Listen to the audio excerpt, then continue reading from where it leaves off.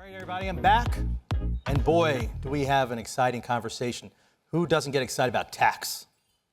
I mean, it's actually one of the most important elements to growth. And who better to talk about tax but the living legend, Grover Norquist. Grover, please join me. Have a seat. How does this work here? Okay. Yeah. Of course, we got some props. It's going to be a really exciting conversation. But before we begin, Grover, I think for our C-SPAN viewers and for everyone in this audience, how did you get into tax? Well, it seemed to be the big difference between success and failure. U.S. started 13 colonies, average tax less than 2% of income. Britain was taxing us themselves at 20% they got an empire, they got a navy, they got an army, we had an economy. Immigrants, we grew, they didn't. Taxes seemed to matter in countries that were sort of similarly situated in terms of law to begin with. But a low tax economy did better than the high tax British economy, still does. But when I decided to get involved in taxes, probably starting literally, in a true story, when I was 13, the teacher was going, democracy doesn't matter, it's not real, it's all silly. Nobody knows the name of their state legislator. I was 13, I didn't. And I said, well, they have a point, but I thought, on the bus, coming down Church Street, I said, if the Republican Party decided to be the party that would never raise taxes, I think you could get pretty close to 50% of the vote on that one. So you could go into the polls dead drunk and vote for the R, and he or she would not raise your taxes. Later, you might discover they could invade small countries they can't pronounce, but they wouldn't raise your taxes. And I thought that would be a powerful political label to work from, and then you add to that. When I was 13, there's a surprisingly small number of people willing to listen to that subject, to me talk about it anyway.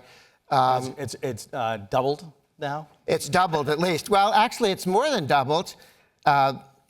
Noticeably on this chart, from here you have, here we go, from 1932 till the yellow line, 1994, you'll see the Republicans won control of Congress. In 62 years, Republicans control Congress twice, okay?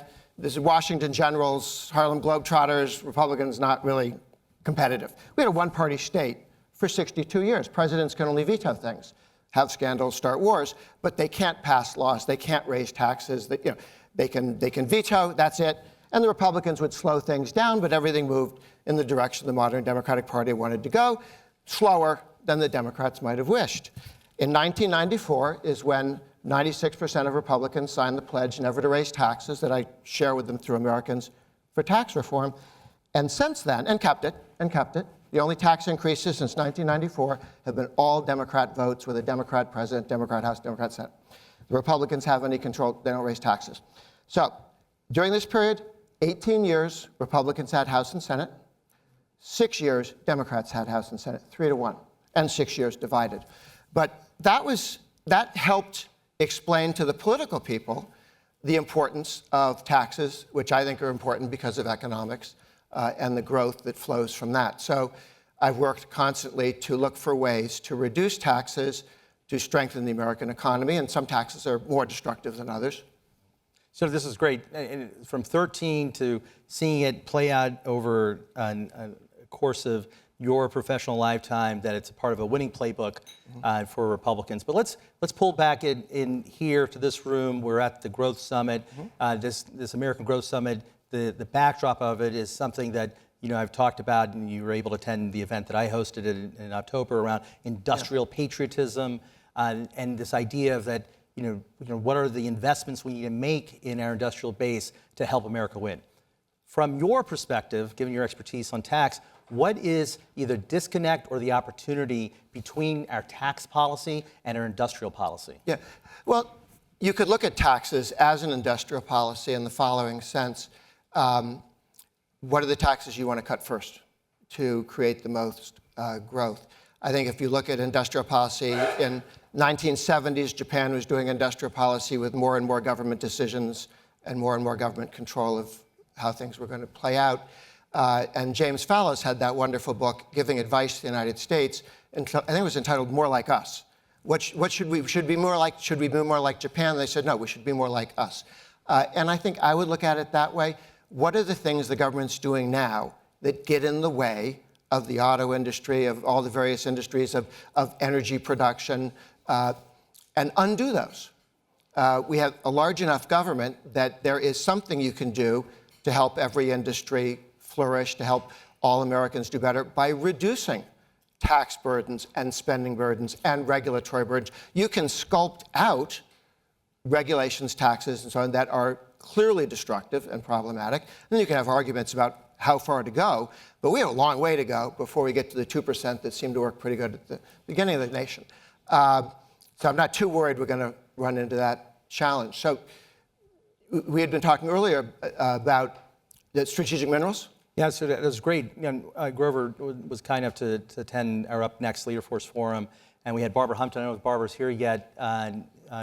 She'll be on stage here soon, CEO of USA Rare Earth. And you from the audience, put forward, I thought, a bold proposal that I'd love for you to talk through about how there might be a way to incentivize this race for critical minerals from an American competitiveness perspective. We would like more strategic minerals here in the United States, not on some other continent where they can be sunk on the way here by a submarine, or boycotted, or stopped somehow, by simply saying, here are the strategic minerals that we think are important. If you store them in the United States, there will be no capital gains tax on it. Whenever you want to sell them, you can buy them or sell them. You do whatever you want. When there's an emergency, on the day we call it, on the hour we call it, we want the right, demand the right to buy it at the day's price. Not the previous week's price, but the day's price. Nobody's going to confiscate your stuff. But store the valuable stuff here. Sell it, buy it, turn it into something. But I think you'd find people putting all of that stuff here, one, no capital gains, and two, much more secure. And we saw something of this in the OBB around sort of how you can create the right environment for corporate tax policy to incentivize, whether it's from an R&D or taking on the risk of what might be considered a risk, but that you're giving a balance sheet strategy of an incentive around it. Is that right? Yes, and when you're talking about how to compete better on corporate income tax, I have one more chart here. This is the personal income tax, but there's very similar numbers for the American corporate income tax. One of the great strategic secret powers that we have in the United States, that's sometimes too much of a secret, is federalism. We have 50 states. The only thing close to us is Switzerland, with the cantons. But this is income tax. The 8 green states, no income taxes. By having different policies, and then the 16 yellow states, single rate, treat everybody the same. No envy, no graduated income tax, just flat rate taxes. And then the 16 yellow ones and the 3 orange are going to a single rate tax. And the ones with the 9 with the black dots, which is 15, is 15, those are ones that where the legislative leadership and the governor said, we're going to 0, and have taken serious steps towards phasing their income tax down to 0. Oklahoma has voted an automatic click down to 0. So has Mississippi, so has Kentucky, so has West Virginia, so has Indiana, and others are quite close as well. Because we have 50 states on tax policy, on regulatory policy, on industrial policy, we can try different things.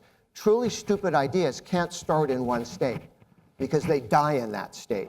Truly stupid ideas have to be imposed by Washington on everybody so that nobody, what happened? I don't know, could be rain. Right. What was it, this policy? Well, you don't know. It affected the whole country, as does everything else.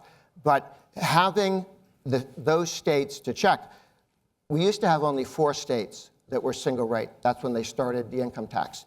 Then in the next 100 years, another 4 states went to a flat rate income tax.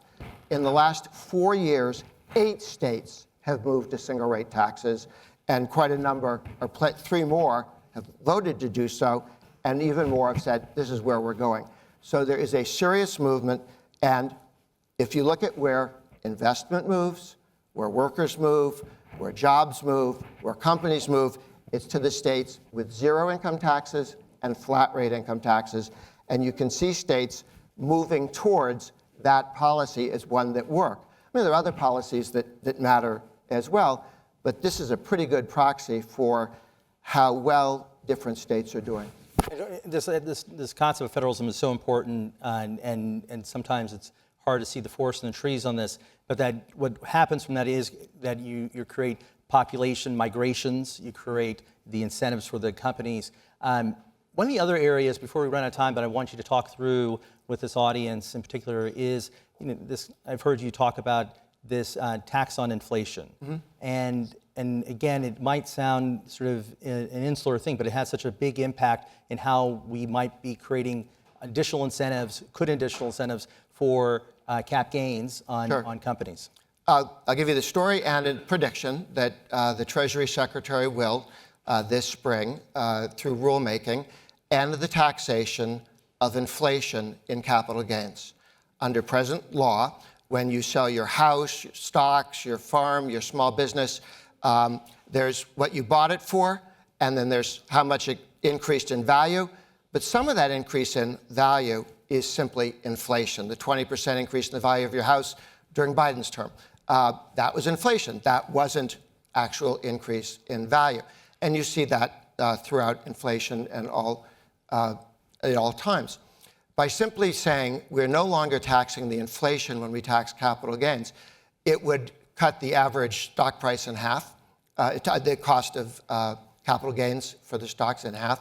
It would tremendously increase the availability of, I talked to the folks over the realtors who said nothing would increase the number of housing units available for people, the number of homes with extra rooms available to people, than allowing people to sell their property, not when they die and have a stepped up in basis for the death tax, but with a much lower capital gains tax, not on the inflation, but just on the real gain, and be able to sell it 30 years earlier.